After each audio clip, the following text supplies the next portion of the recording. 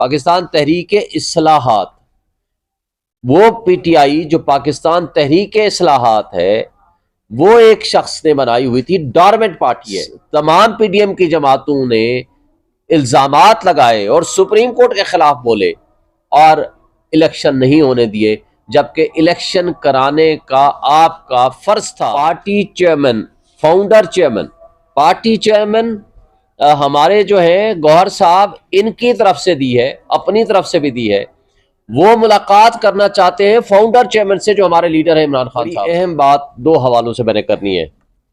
Election commission की जिम्मेदारी है फ्री एंड फेयर इलेक्शन कराए, आर्टिकल 218 सब आर्टिकल 3 के तहत, और तमाम इदारे पाबंद हो जाते हैं to assist the election commission of Pakistan और उनको फैसिलिटेट करे for the purpose of holding free and fair elections. वो है आर्टिकल 220, और इसी के ताबे हो जाते हैं तमाम एग्जेक्टिव इदारे, जितना ताकतवर भी कोई हल्का इदारा कोई भी हो, और इसी तरह हुकूमतें भी पाबंद हो जाती हैं वो फैसिलिटेट करें उस इलेक्शन कमीशन को, जो इलेक्शन कमीशन जिसकी आईनी जिम्मेदारी है को फ्री एंड फेयर इलेक्शन कराए। अब यही वजह थी कि हमने जब लाहौर हाई कोर्ट में गए या पेशावर हाई कोर्ट में भी हम जा चुके हैं, हमने कहा था कि आरओ जो हैं वो होने चाहिए जुडिशरी से। वजह क्या थी? आज आपने देखा दो इंस्टांसेस पे मैं बात करूंगा। एक तो मुझे ये बता दें कि हमारा एक दफ़ा इंटर पार्टी इलेक्शन एक लिहाज से कल अदम करार दे के 20 दिन का टाइम दिया इलेक्शन कमीशन ऑफ पाकिस्तान ने, कहा जी दोबारा इलेक्शन कराएं। हमने दोबारा इलेक्शन करा दिया और सारी किस्म की एहतियात भी की, हर तरह का प्रोसेस किया, मुकम्मल किया, और किसी किस्म का उसके अंदर ना इबहम है, ना उसके अंदर कोई कबाहत है, ना उसके अंदर एम्बिग्यूटी है। अब हुआ क्या? हमें तो 40 सवाल नामा पकड़ा दिया गया, 40 सवाल कि जी आप इनके जवाब दें। वेयर एज आज एक कारनामा जो अंजाम दिया है उसको, जिसका नाम उन्होंने पीटीआई रखा हुआ है, पाकिस्तान तहरीक इस्लाहात, वो पीटीआई जो पाकिस्तान तहरीक इस्लाहात है वो एक शख्स ने बनाई हुई थी, डॉर्मेंट पार्टी है जिसका कोई वजूद नहीं है। कभी आपने नाम नहीं सुना, मैंने कम से कम नहीं सुना था। मैं मीडिया में पिछले कई सालों से मुस्तकिल तमाम प्रोग्राम में आ रहा हूं, मैंने नहीं सुना उसका कौन वर्कर है, कौन उसका सदर है, कौन है। उसे पार्टी छोड़ के पीएमएलएन को ज्वाइन कर लिया। उसको विदाउट ड्यू प्रोसेस, कोई उससे सबूत लिए बगैर, कोई एक डॉर्मेंट पार्टी को शेड्यूल आने के बाद वो किसके हवाले कर दी गई? एक किंग्स पार्टी के, वो पाकिस्तान तहरीक इंसाफ पार्लियामेंटेरियन के हवाले कर दी गई। अब सवाल यहां यह पैदा होता है कि अगर आपको ये सारा प्रोसेस जो कि आगे लिखा हुआ है जी बाकी चीजें बाद में कर लेंगे, कि तो फिर उसके मद्दे मुकाबिल अगर इसको कंपैरिजन करें हमारी पीटीआई पाकिस्तान तहरीक इंसाफ के साथ, तो क्या इलेक्शन कमीशन ये गैर जानिबदाराना काम कर रहा है जिसकी ये जिम्मेदारी है? और अगर नहीं कर रहा तो बड़े अफसोस से कहना पड़ेगा कि आप सबसे बड़ा एक आईनी इदारा है for the purpose of holding free and fair elections. अगर आपने अपनी जिम्मेदारियां अदा नहीं करनी, अगर आपने इस तरीके से डिस्क्रिमिनेशन करनी है, अगर आपने एक पार्टी को क्रश करने के लिए तमाम अपने वसाइल बरूए कार लाने हैं, जिसमें आज उनका दोहरा मेयार पिछले कई 2 सालों से हम देख रहे हैं, लेकिन आज का जो रवैया है वो सब आपने देख लिया है। दूसरी बात, सिर्फ यहीं तक महदूद नहीं है। मैंने कल एक एप्लीकेशन दी है कि जनाब हमें party chairman, founder chairman, party chairman हमारे जो है गौहर साहब, इनकी तरफ से दी है, अपनी तरफ से भी दी है। वो मुलाकात करना चाहते हैं फाउंडर चेयरमैन से जो हमारे लीडर हैं इमरान खान साहब, और उनके साथ टिकटों के हवाले से डिस्कशन करना चाहते हैं। तो लिहाजा इमरान खान को ये इजाज़त दी जाए कि वो हमारे साथ कन्वाइस करें, कंसल्ट करें, डिस्कस करें, वो हमारे लीडर हैं, और साथ वो अपनी लिस्टें अपने पास रखने का भी हक होना चाहिए ताकि वो उस पर अपना माइंड अप्लाई कर सके। जो 27 साल चेयरमैन रहे, तो जनाब वो उसके बारे में अभी तक मुझे कोई हुक्मनामा नहीं मिला, जहां तक के कल और परसों लास्ट डेट है for the purpose of submission of nomination papers.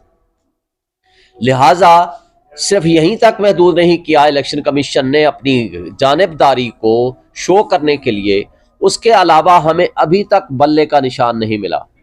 और अभी तक हमारे इंटर पार्टी इलेक्शंस के हवाले से भी कोई फैसला सामने नहीं आया। तो ये बड़ी बदकिस्मती है कि सबसे बड़ी पॉलिटिकल पार्टी को अगर इस तरह क्रश करके, उसको साइडलाइन करके, अगर अवाम के मैंडेट पे डाका डालने में आप अगर शामिल उनके शराकतदार बन जाएंगे या सहूलतकार बन जाएंगे तो फिर आप पे तनकीद होगी।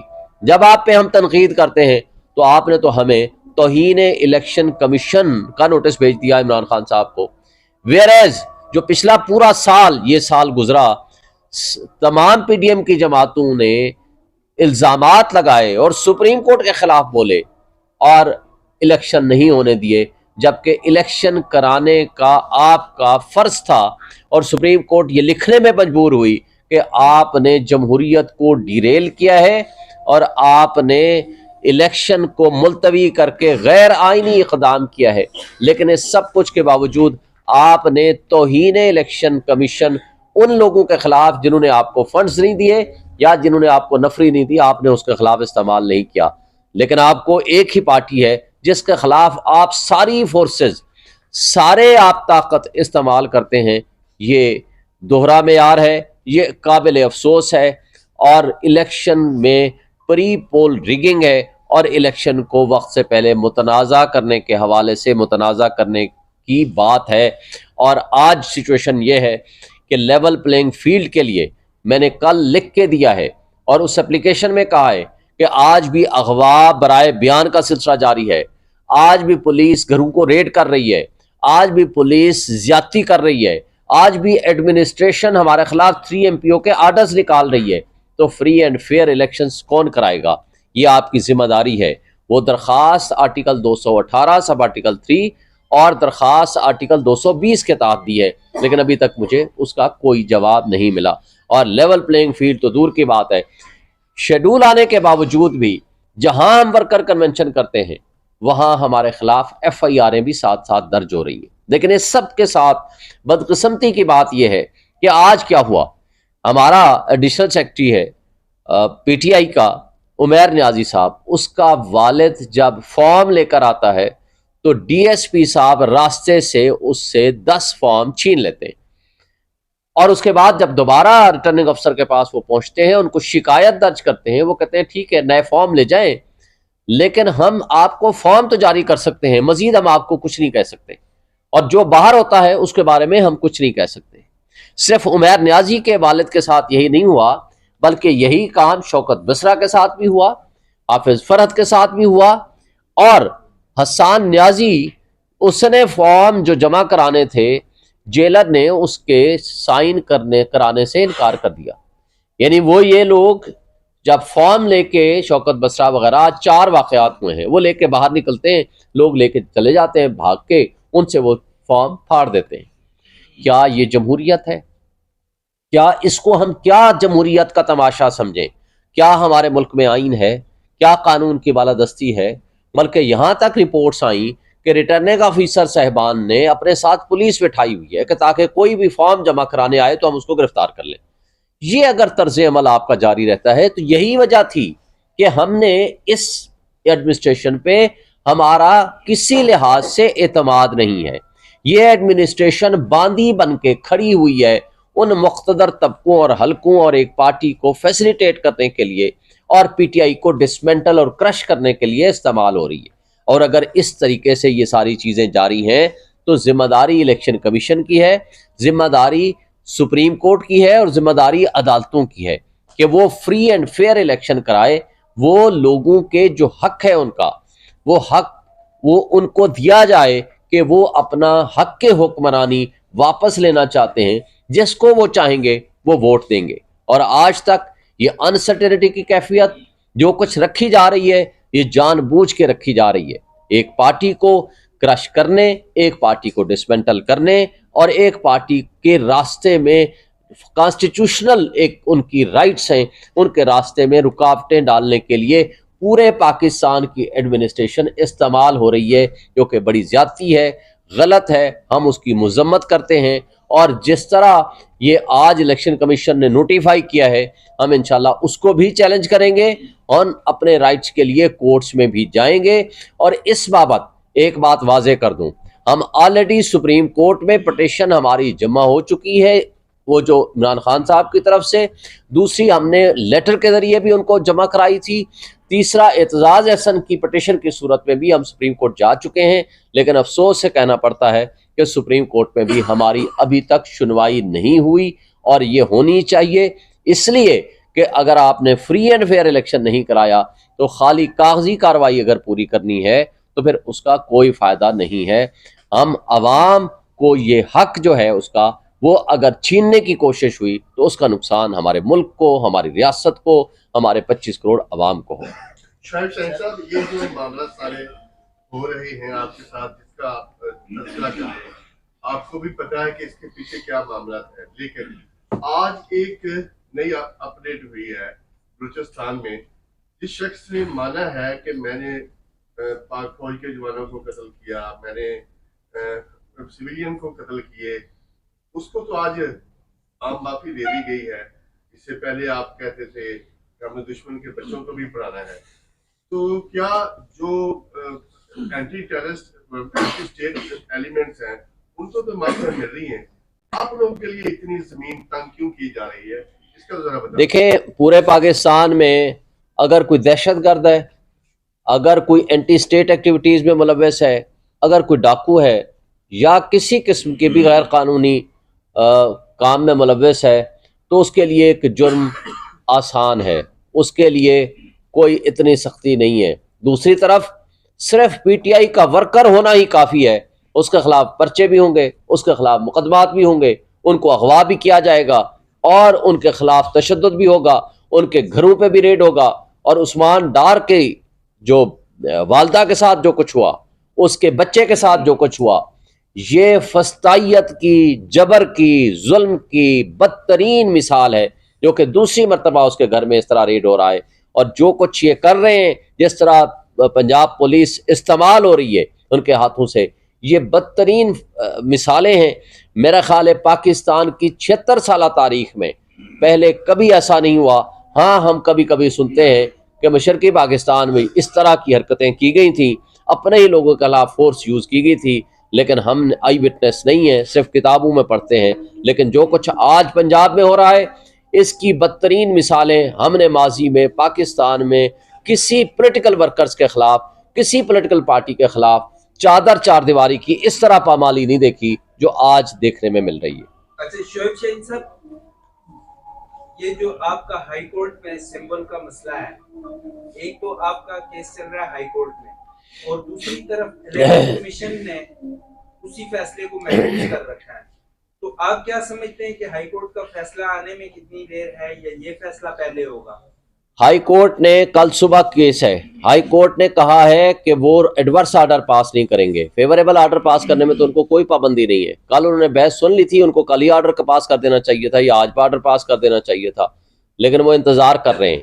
ये साजिश है हमारे खिलाफ, इसलिए वो चाहते हैं, उनको पता है कि जिस दिन बल्ले का निशान हमें मिलेगा तो पाकिस्तान तहरीक इंसाफ 2/3 मेजॉरिटी से इलेक्शन जीतेगी पूरे पाकिस्तान में इंशाल्लाह। आज इस खौफ से ये साजिशें कर रहे हैं हमारे खिलाफ, और उन साजिशों में बदकिस्मती से इलेक्शन कमीशन ऑफ पाकिस्तान भी शरीक कार हो चुका है, और हमारे खिलाफ हर वो हरबा जो कुछ इदारे या जो कुछ हमारे पॉलिटिकल अपोनेंट्स चाहते हैं, वो इलेक्शन कमीशन ऑफ पाकिस्तान उनके साथ मिल के उनके गलत मंसूबों को पाया तकमील तक पहुंचाने में उस साजिश का हिस्सादार बन जाती है। ये हमारे लिए काबिल अफसोस बात है। शोएब शाहीन साहब, ये बताइएगा कि 39 से 48 दिन रह चुके हैं और सिंबल का भी मसला है, कागजात भी जमा नहीं हो रहे, तो इस सूरत हाल में क्या सिर्फ मजम्मत ही काफी है, और आगे क्या प्लान है? इलेक्शन कैसे लड़े जाएंगे? आप तो कह रहे हैं कि हमने 2/3 मेजॉरिटी से जीतना है।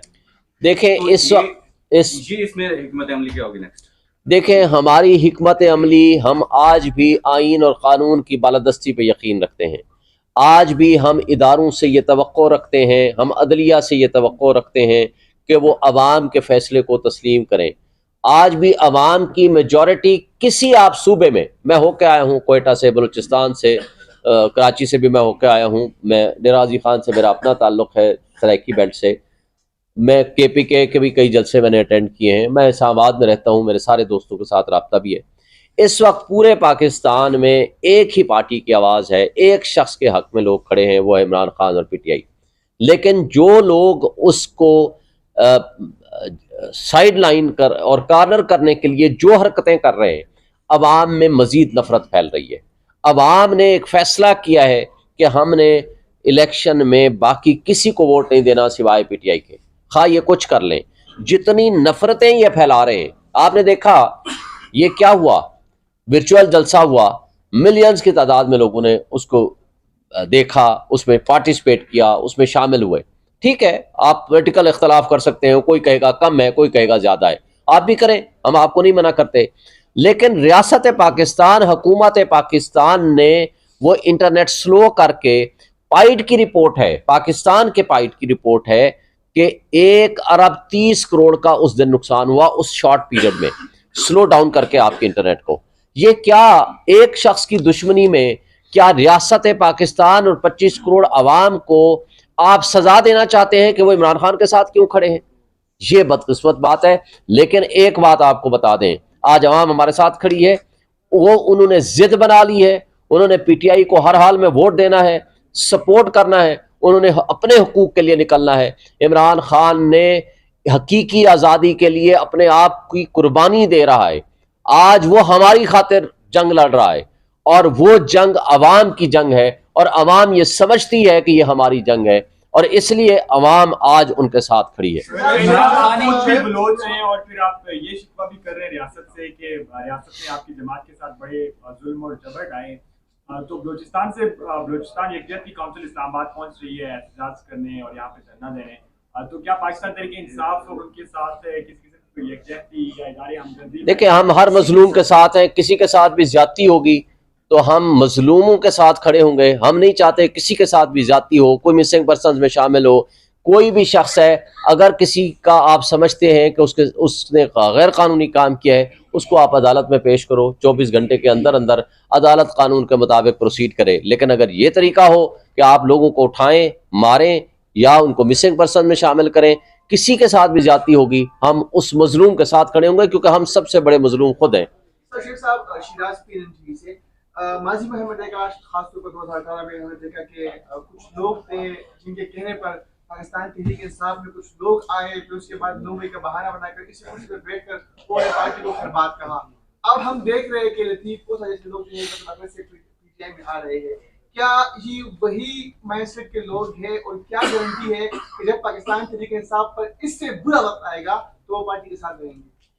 देखें, पाकिस्तान तहरीक इंसाफ के लिए जो बुरा वक्त है, इससे ज़्यादा बुरा और क्या होगा।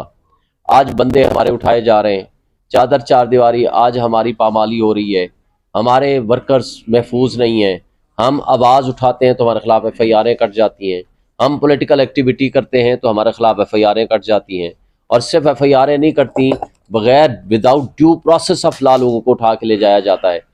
और मैं समझता हूँ आज जो लोग अशखास या जो लोग हमारे साथ खड़े हैं, ये वो सरमाया है हमारी पार्टी का। मैं समझता हूँ कि वो एक काज की खातिर खड़े हैं, वो एक मकसदियत के साथ हमारे साथ चलना चाहते हैं या चल रहे हैं।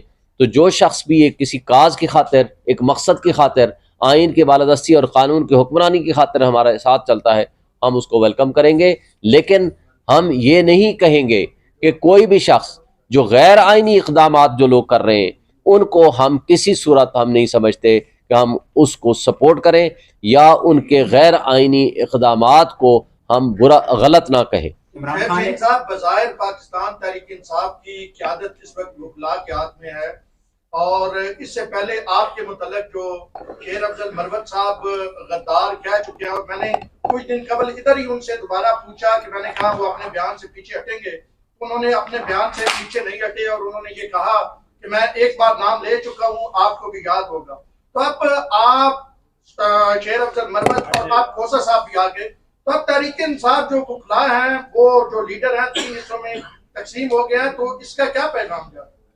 देखिए, पहली बात तो यह है कि पार्टी के इंटरनल इश्यूज जो होते हैं हम पार्टी में डिसाइड करते हैं और डिस्कस करते हैं। जो शख्स बाहर करता है वो इनडिसिप्लिन है, मैं उस पर डिस्कस करना मुनासिब नहीं समझता। और हमारे पास माशाल्लाह करोड़ों की तादाद में हमारे वर्कर्स हैं, हमारे लीडर्स भी हैं, हमारे अशखास भी हैं। किसी का किसी से इख्तलाफ हो सकता है, लेकिन पार्टी के अंदर के इख्तलाफात का मतलब ये नहीं है कि हम बाहर बातें करें, ये हमारा फोरम नहीं है। Let the party have to decide this matter. Election commission के आपको उम्मीद है कि आपको बल्ले का दिन निशान अलॉट कर दिया? हमें इसलिए उम्मीद है कि हमारा हक है, हमने ड्यू प्रोसेस से इंटर पार्टी इलेक्शंस कराए हैं और हमें हाई कोर्ट से भी उम्मीद है कि अगर इलेक्शन कमीशन हमें हक नहीं देगा तो हमें हाई कोर्ट से इंशाल्लाह पूरी तरह उम्मीद है कि हमारा हक है कि हमें निशान मिले और इंशाल्लाह ये मिलेगा और पीटीआई इलेक्शन लड़ेगी भी और इलेक्शन जीतेगी भी। आप पाकिस्तान तहरीक-ए-इंसाफ के तर्जुमान हैं। अभी साफ कोर्ट के जज बशीर जो मोहम्मद बशीर हैं, उनकी गाड़ी के ऊपर फायरिंग हुई है, आप क्या कहेंगे? देखें, अगर हुई है तो मेरे नॉलेज में नहीं है, आप बता रहे हैं। अगर उनकी गाड़ी पे फायरिंग हुई है तो गलत बात है और ये सिक्योरिटी देना गवर्नमेंट का काम है, हमारी एडमिनिस्ट्रेशन का काम है, हमारे एग्जेक्टिव इदारों का काम है।